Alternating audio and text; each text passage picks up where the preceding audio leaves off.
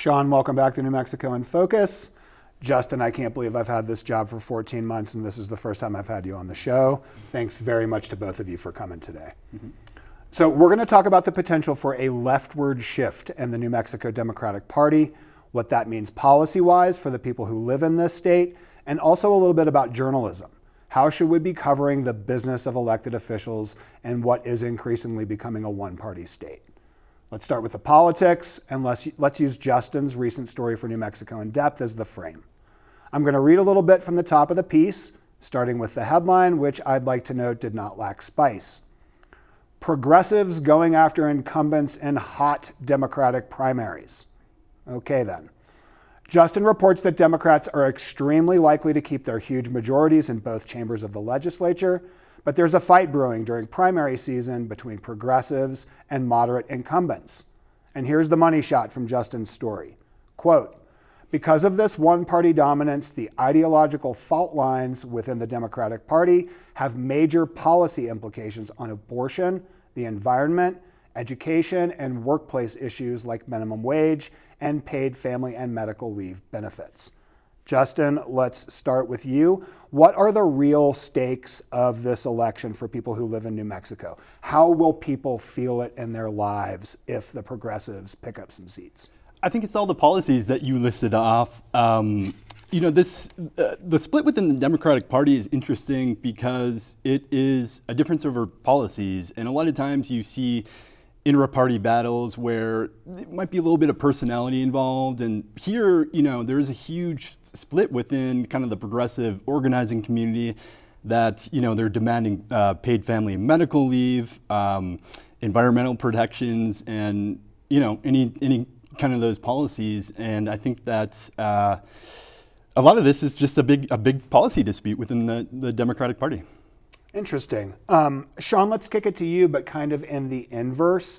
If the moderates hold some of these seats and the balance within the party sort of remains in the legislature, how will people who live here feel that in their everyday lives? What will be different for them? Yeah, some of it might actually be very much the same. And I think that when we talk about the primary or the election, I think we have to look at the primary, which is going to be next week, first week of May. Early voting begins in New Mexico. So when we're talking about the election, we're talking about this. General election in November, a lot of these races we're seeing either in the state house or in the state senate, and as Justin's reporting is pointing towards, are going to be settled ahead of November. So right now, this is probably the most important time for local New Mexican voters to have a voice in the legislature in how their state government's going to work, because as you all both mentioned, as Justin's reporting points to, Democrats are going to maintain their majority in the Senate and the House. They're going to have another year with Michelle Lujan Grisham. So it's going to be a Democratic run at the Roundhouse. So what's going to be most impactful for voters is, one, you're going to continue to see some of the similar policies and legislative stuff that we've seen over the past several years, where Democrats present a list of proposals and agendas. Several of them will make it through into laws. Republicans will kind of put up a little fight here and there, spend 3-4 hours filibustering, but then the Democrats will squash any opposition and pass it through to the governor. Within that, we're going to see a bit of a divide in the almost splitting hairs of the policy, where now we start to see the differences between how do you define a Democrat and what are Democratic policies? Because the Democrats in New Mexico run on multiple viewpoints. There's not a binary, like we're all in marching order towards one viewpoint and goal. Sure, we all want to help New Mexicans and protect everybody, and I think what Justin's reporting really shows us in the politics of it all is what those hairs are going to be split, and defining what is a progressive Democrat, what is a centrist Democrat, what's a New Mexican Democrat. So I think for the majority of it, we're going to see kind of how that is defined in New Mexico, and that's what New Mexicans are going to play a role in. And does it settle at some point is another question for me, but I want to move on to this, and I want to let you both kind of take a whack at this. As Justin reported, there have been progressive insurgencies in New Mexico for a long time. But what I'm interested in is what is driving it this time around. Do residents, do voters, do people who live here want the party to move left? Or is what we're seeing two different ideologies among elites arguing for what the soul of the party should be? What's pushing this insurgency this time? We'll start with you, Justin. I think after AOC was elected in, I think it was 2016, and she had upset somebody who'd been in Congress and had a lot of power for a long time, and her campaign served as a lot of inspiration for the progressive organizing community. I think that they are really getting their infrastructure together. As we reported, they kind of moved their money between PACs and different nonprofits and various groups. And, part of what they're doing is just getting people out in the streets and getting people advocating for their candidate, whoever that may be.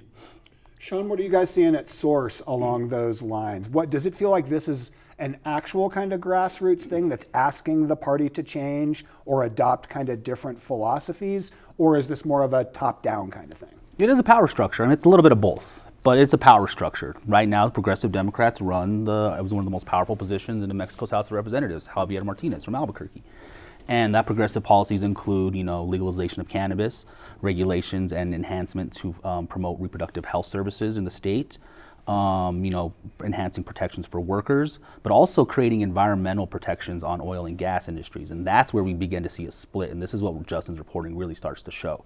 Because Justin does the research and shows us, and we could talk, obviously we're talking about this later. We'll get to the money in a second. But the points that he hits on, it shows that the interests that come to who's giving money to which lawmakers or which candidates tells us where those splits we're seeing. And some of them do happen with oil and gas regulations and environmental concerns. So now we're seeing a bit of progressive ideology is focused, and the progressive wing, as we're discussing here, does have identity in focusing on how do you regulate the environment, how do you regulate environmental protections, how do you regulate and provide services that the oil and gas industry can continue to keep it sort of boom. How are you going to protect the environment and ensure New Mexicans are safe from it? And I think that's where we're noticing a split. Justin's reporting shows that clearly too. Yeah, and let's talk about the money for a second. First of all, I just want to say it's good to have you back reporting on New Mexico politics. Yeah. And in this story, in classic Horwath fashion and New Mexico in-depth fashion, you focused on the money. And I don't want to get into the individual corporations necessarily, but give viewers a sense, if you could, of who is funding these kind of two different philosophies and ideologies you wrote about. If you're an incumbent in New Mexico, you're going to get corporate money. Almost regardless of what your policy positions are. You get in office, and that's the corporations are courting you, and these are some of the biggest corporations in the nation, in the world. They're Fortune 500 companies, and on the challengers, the people who are challenging the incumbents, they don't have any corporate money really.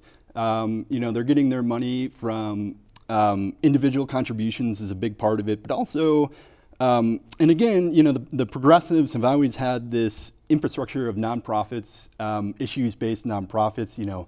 They could be in California, they could be in New Mexico, they could be anywhere, but they, they'll send money to these little tiny legislative races in New Mexico to affect policy. Sean, what should voters make of where the money comes from along the sort of axis that Justin was just describing? Should it matter when you go and pull the lever in the ballot box, like whether it was Chevron or an individual contributor who funded the candidate? For a voter, I think it's important to, at least the voters tell me, and as a voter myself, I can say that I am interested in understanding what are those interests the money is paying for? What is the influence that they're providing, that the access they're given? Are they having an influence on legislation, on laws that impact my everyday life? That's what I care most about, because I do know obviously money in politics is coming from everywhere, and if those interests, whether they originated in Morelos and Albuquerque, or they're from a place in California, New York, Texas, another state, because we see this on both factions of the parties here in New Mexico, both Republican and Democrat have outside interests. Beyond the business interest which exists in New Mexico outside of its government, it really does depend on the philosophical ideas of, is that interest serving my life as a New Mexican? And what are my values for that? So that's why I think the environment is a continued split, because that is one of the true core values of what it is to be a New Mexican is, beautiful blue sky, the sunset, the mountains. And that's where at the core of it, we're also seeing that philosophical divide beyond just the politics here. Yeah, and I'm glad we've teased that out a little bit, that where you really see the split is on environment issues and the way funding works for those. So I left some time at the end of this for the part of the conversation I'm most excited about. So lest the three of us come in for the proverbial lashing on Elon Musk's hell site for only talking about Democrats, I want to acknowledge that there is, of course, a big old fight happening on the Republican side for the soul of that party as well. That's obviously between the MAGA Trumpers and the Never Trumpers, but that's a conversation for another day. And as we've been talking about, the reality in New Mexico is that the action is on the Dem side. So my question is, how do we deal with that reality as journalists? Sean, you and I have been talking about this kind of a lot lately.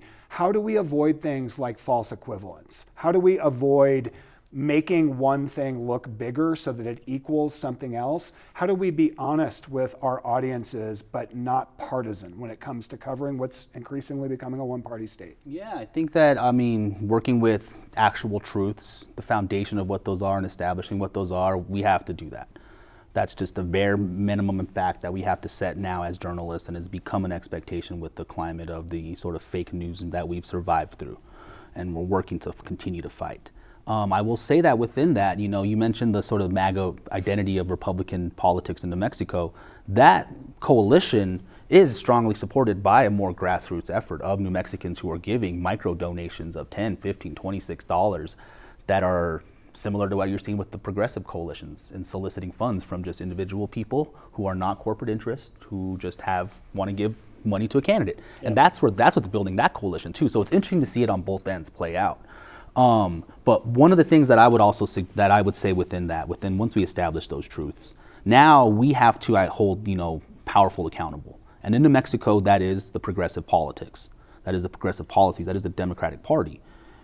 Every single one of our elected officials in the congressional delegation is a member of the Democratic Party. The governor, the entire legislature, all the way down to local levels now. There are some pockets, of course, of Republican-run local places, and that does give us a little insight into some of their policies. Again, back to the environment, places like San Juan County, Curry County, Otero County, heavy oil and gas stuff, and heavy Republican spaces. But to me, and I'm curious about how you approach it from there. Once we've identified, okay, who's in charge, how do you then now use what you did in your research for looking into campaign filings? How does that help you identify sort of what the policies are from that point? Yeah, in political reporting, one mantra of mine has always been policy over polls. There is a place for, so-called horse race reporting. People need to know who's ahead, and that is news, But at the same time, I think that we really do, as journalists, need to focus on policy, because we're, writing for our readers and our listeners, our audience, and those are the people affected by policies. And I think that, as a journalist, you really got to stick up for your readers and for your audience and fight for them and fight for, transparency around policy.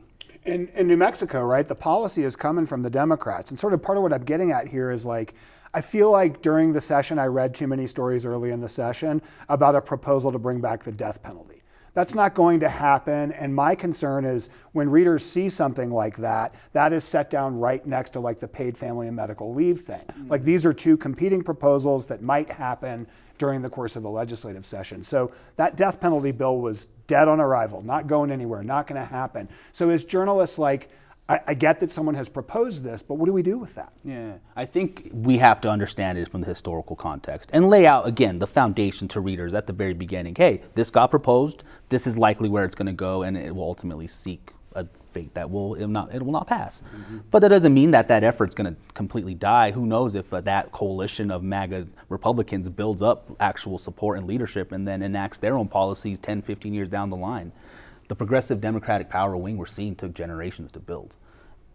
And so I think it's important for us, and I think it's important for us, that's why we need local journalists here. I'm happy you're here again. I praise to that, because we need to establish our time in being here so we can follow those trends. What we're seeing within the issue of the legislature of power happening between the Democratic Party is something that we've reported on in the past. Right? You mentioned earlier John Arthur Smith. Mm-hmm. Everybody's now okay, let's go back to that time. I wasn't here for that. Were you here when that element happened? Because that kind of is the moment a lot of people will point to, and it was recent, that kind of led us to where we are now when it comes to this divide of the Democratic fighting in the roundhouse. Yeah, it was definitely a previous effort at this, and I am terribly sorry to do this. This went by way too fast, as I knew it would, but thanks a ton to both of you fellas for coming in. Yeah.